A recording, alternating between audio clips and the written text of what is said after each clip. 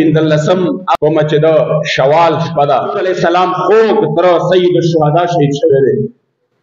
دا مبارک هغه شخصیت و چې صحابه فرمایي د حضور ورسره دومره مینه وه چې تر د حضور د وصاله پورې چې کلم مونږ د حضور په وړاندې د ذکر کړی دی نو زما د جانان د سترګو مبارک نه اوښکې روان شي. دومره ورسره د حضور مینه وه چې د احد په موقع باندې کله چې کوم دی شهدا راغونډېدل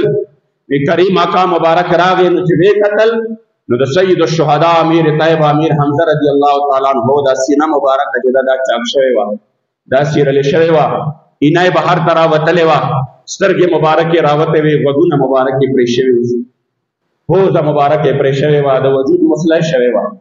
وجود یې ټوکړې شوی و. زما محبوب علیه الصلاة والسلام چې وکتل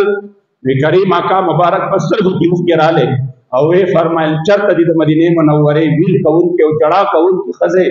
نن حق لري چې په حضرت حمزه باندې وجاړي. نن داسې یو ځوان د دنیا نه تللی دی چې په هغه باندې وجاړي او بیا فرمایل چې ای حمزه